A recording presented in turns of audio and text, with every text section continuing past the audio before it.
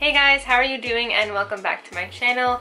For those of you who are new, my name is Kendall and welcome to my channel. Today I'm going to be talking about the Air Jordan 1 highs in tie-dye, and I am super excited about this shoe. I mean, a lot of people were really excited for this shoe, but it was a pretty hard shoe to cop, which most Air Jordan 1 highs are pretty popular. Everyone goes for them, so usually all of them are pretty hard to cop. So this release was a little bit different than most because it was a women's release, and I know a lot of people were waiting for these shoes to release and they really wanted them. That was just like me, like I could not wait to get these. So if you guys aren't subscribed already, make sure you hit that subscribe button and let's get into the video. So here are the beautiful tie-dye sneakers, and I ended up picking these up on the Sneakers app.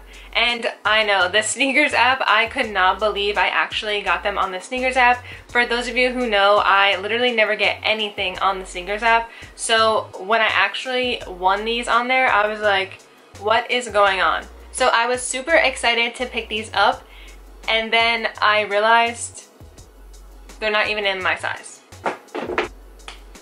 Like, I was so upset. I guess what happened, and I heard this after a lot of people were saying, so since it was a women's release, like in the Sneakers app, you actually set your preferences. So mine are set to a 6.5 men's or an 8 women's.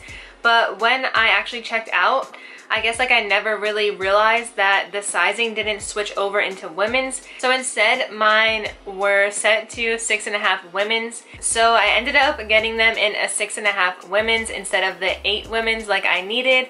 So I was so upset when I found that out because I finally got my first W on the Sneakers app, and then it wasn't even in my size.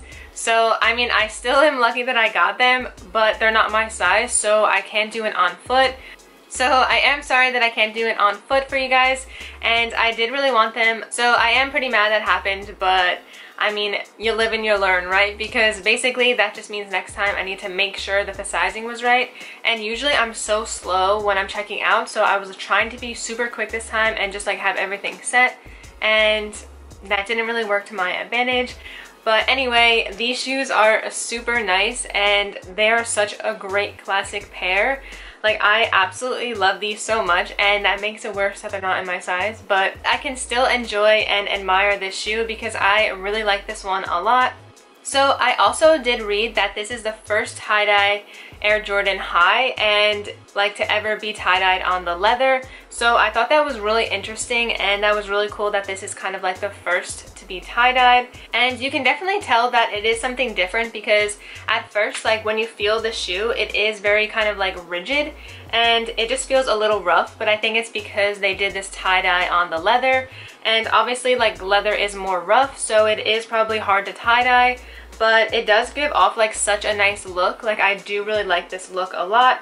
The only thing, it is like rigid when you touch it, and then in some spots it kind of looks like the paint is cracked a little bit, but I'm pretty sure that's just like the tie-dye design. But I would just be careful because I'm not sure like over time if that would kind of like peel off.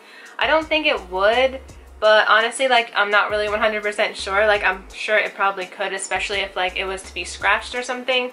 But overall, like, I do really like this look of it. I love that it has that blue and teal look in the tie-dye. It just is such a nice color that I didn't expect to like as much as I do.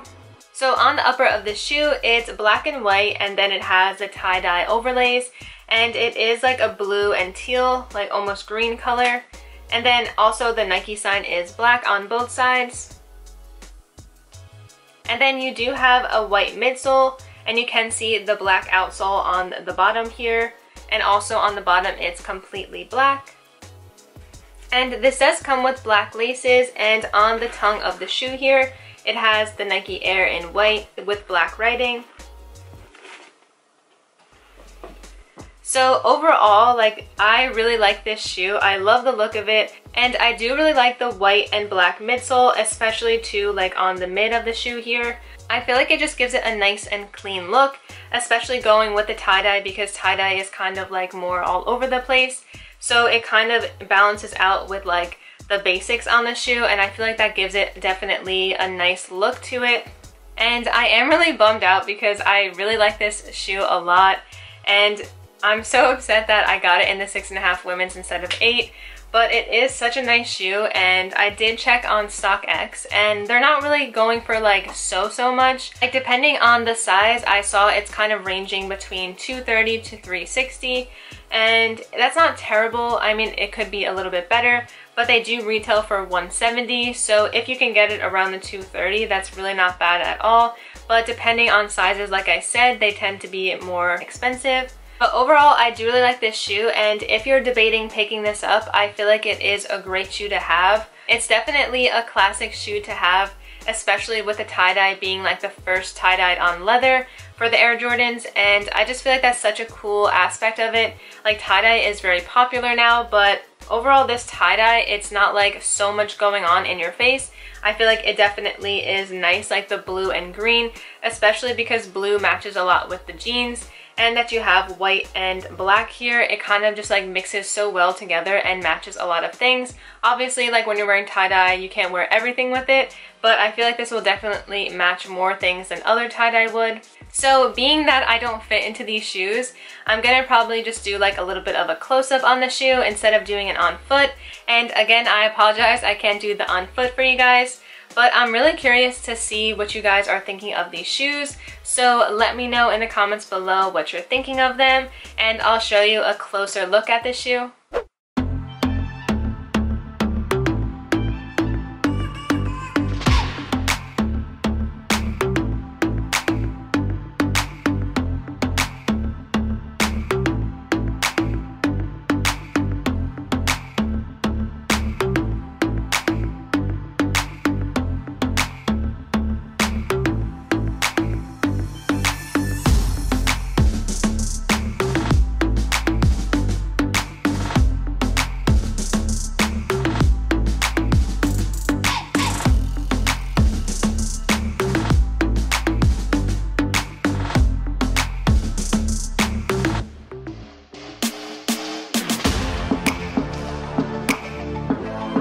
So that is it for this video. Thank you guys so much for watching. I hope you enjoyed this video, and I'll see you in my next video.